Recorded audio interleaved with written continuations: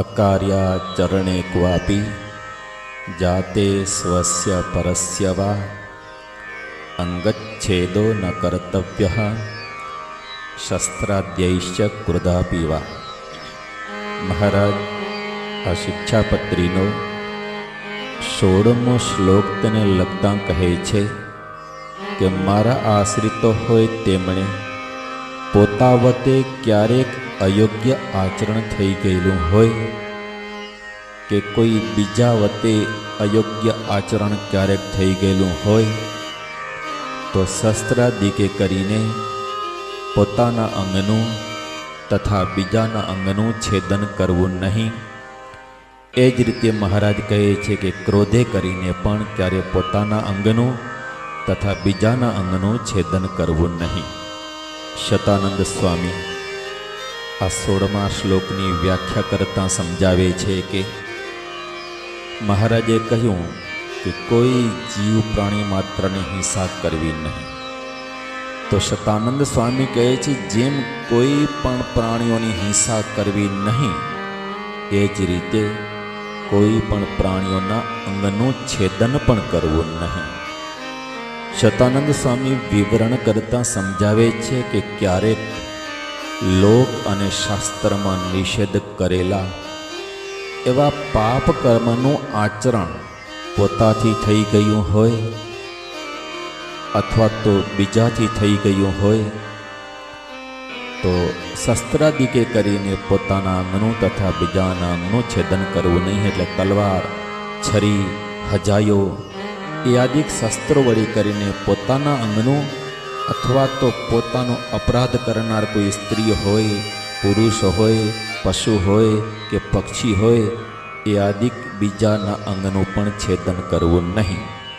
બીજાના અંગનું એટલે કર્ણ, નાસિકા, શિશ્ન એ આદિક અંગનું ક્યારે પણ છેદન કરવું નહીં. ભગવાને આપેલા અખંડિત શરીરને જો પોતે અકસ્માત વિના જાણી જોઈને ખંડિત કરી નાખે, અકસ્માતે કરીને કદાચ પોતાનું શરીર ખંડિત થાય, કોઈ અંગનું છેદન થાય તો શતાનંદ સ્વામી કહે છે કે એનો તો દોષ નથી, પણ ભગવાને આપેલા આ અખંડિત શરીરને જો પોતે જાણી જોઈને ખંડિત કરી નાખે તો શતાનંદ સ્વામીનો અભિપ્રાય એવો છે કે એ ભગવાનનો દ્રોહી કહેવાય છે અને એના ઉપર ભગવાન રાજી થતા નથી. ભગવાનનો કુરાજીપો થાય છે અને તેણે કરીને વારંવાર જન્મ મરણરૂપી સંસ્કૃતિમાં બ્રહ્મણ પ્રાપ્ત થાય છે. માટે ક્યારેય પણ પોતાના અંગનું તથા બીજાના અંગનું છેદન કરવું નહીં. આગળ શતાનંદ સ્વામી સમજાવે છે કે ક્યારેક પોતાથી અયોગ્ય આચરણ થયેલું હોય એટલે શું? પોતાથી હાથ વડે ચોરી ઇત્યાદિ અયોગ્ય કર્મ થઈ ગયું હોય અથવા નેત્રો વડે પરસ્ત્રી ઉપર કુદ્રષ્ટિ ઇત્યાદિ પાપ કર્મ થઈ ગયું હોય અને પછી એ પુરુષ વિચારે કે મારા હાથથી અથવા મારા નેત્રોથી આવું અયોગ્ય કર્મ થયું જ કેમ? હાથથી ચોરી ઇત્યાદિ કર્મ થયેલું હોય કે નેત્ર કોઈ પરસ્ત્રી ઉપર પડેલા હોય, તેણે કરીને એના મનમાં વિચાર થાય કે મારા હાથથી ચોરીનું કર્મ થયું જ કેમ? મારા નેત્રો પરસ્ત્રી ઉપર પડ્યા જ કેમ? મારે હવે હાથ જોઈએ જ નહીં, મારે નેત્રો જોઈએ જ નહીં.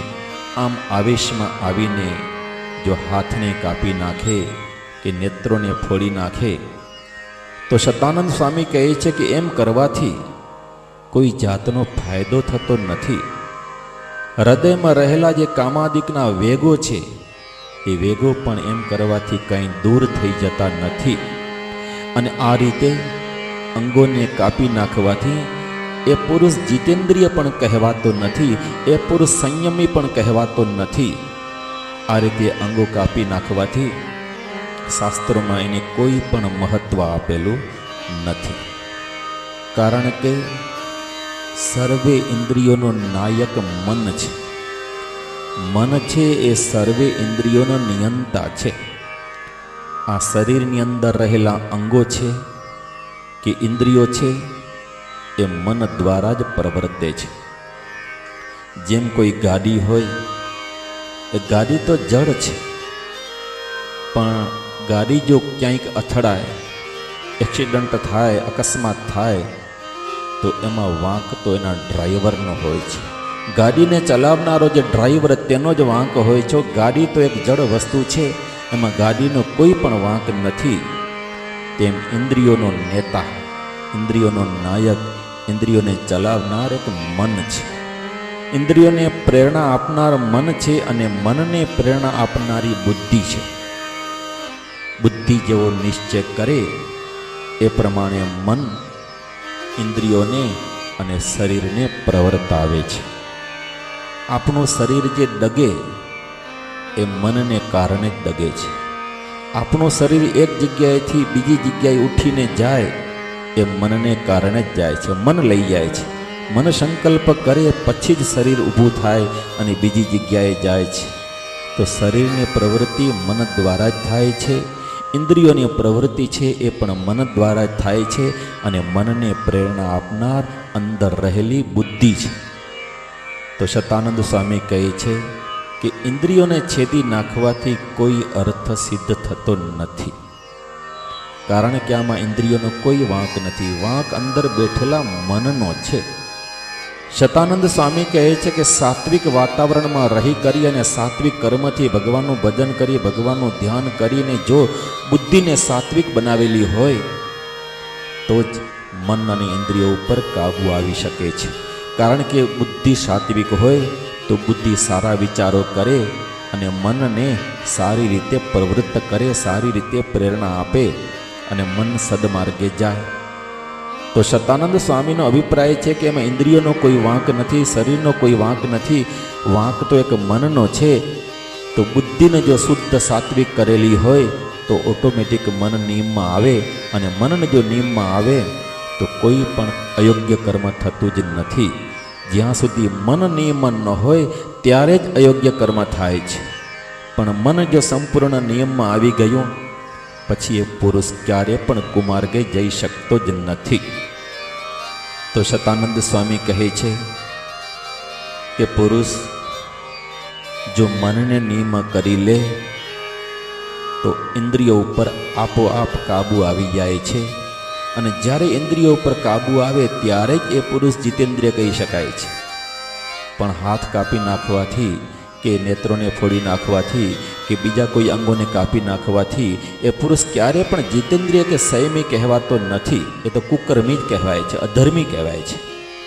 માટે મહારાજનો અભિપ્રાય છે કે પોતાથી કંઈક અયોગ્ય કર્મ થઈ ગયેલું હોય કે બીજા વતે કંઈક અયોગ્ય કર્મ થઈ ગયેલું હોય તો પોતાના અંગનું અથવા બીજાના અંગનું છેદન કરવું નહીં.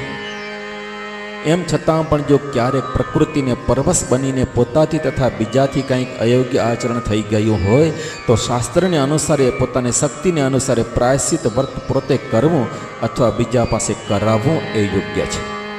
કંઈક પ્રકૃતિને પરવશ બનીને ક્યારેક એવું અયોગ્ય કર્મ થાય, શરીરથી થાય, ઇન્દ્રિયોથી થાય, તો શું કરવું? તો કે અંગનું છેદન ન કરવું, પણ શાસ્ત્રને અનુસારે યથાશક્તિ એનું પ્રાયશ્ચિત વ્રત પોતે કરવું અને બીજા પાસે કરાવવું એ યોગ્ય છે. પણ અંગોનું છેદન કરી નાખવું એ યોગ્ય નથી. આવું મહારાજનું તાત્પર્ય છે. અને વળી સ્કંદ પુરાણમાં કહેલું છે કે પરસ્ય ત્રાસ જનની નોચાર્યા વાગ અપી ક્વચિત. સ્કંદ પુરાણની અંદર એ પ્રમાણે કહેલું છે બીજાને ત્રાસ ઉત્પન્ન થાય. આપણે જે વાણી બોલતા હોઈએ એ વાણીથી બીજાને ભય ઉત્પન્ન થાય, બીજાને ત્રાસ ઉત્પન્ન થાય એવી વાણી પણ ક્યારે બોલવી નહીં. શતાનંદ સ્વામી વિવરણ કરતાં સમજાવે છે કે આજે હું મારા અંગને કાપી નાખીશ કે તમે આ દેવદત્તના અંગોને કાપી નાખો, આવું પોતાના તથા બીજાના અંગને છેદવાનું વચન પણ બોલવું નહીં. શતાનંદ સ્વામી કહે છે કે બોલવામાં પણ પાપ છે. માટે આવી વાણી ક્યારે પણ ઉચ્ચારણ કરવી નહીં. જે વાણી બોલવાથી બીજાને ત્રાસ ઉત્પન્ન થાય, બીજાને ભય ઉત્પન્ન થાય એવી વાણીનું ક્યારે પણ ઉચ્ચારણ કરવું નહીં. અને તેવી જ રીતે મહારાજ કહે છે કે ક્રોધે કરીને પણ ક્યારે પોતાના અંગનું તથા બીજાના અંગનું છેદન કરવું નહીં. શતાનંદ સ્વામી વિવરણ કરતા સમજાવે છે, કોઈ દુર્જન પુરુષોએ અથવા પોતાના સંબંધીજનોએ મર્મ સ્થળને ભેદી નાખે એવું કઠોર વચન કહેલું હોય, કોઈ દુર્જન પુરુષે કહેલું હોય અથવા કોઈ સંબંધીજનોએ કોઈ એવું કઠોર વચન કહેલું હોય અને તેણે કરીને પોતાને ક્રોધ ઉત્પન્ન થાય કે અરે મને આમ કહ્યું, આમ આવેશમાં આવી કરી પોતાના અંગનું તથા બીજાના અંગનું છેદન કરવું નહીં. કારણ કે ક્રોધ જે છે એ પોતે કરેલા સમગ્ર પુણ્ય માત્રને બાળી નાખનાર છે. તે મદન રત્નને વિશે કહેલું છે, દાનમ વ્રતાની નિયમા જ્ઞાનમ ધ્યાનમ હુતમ જપઃ યત્નેનાપી કૃતમ સર્વમ ક્રોધિતસ્ય વૃથા ભવે.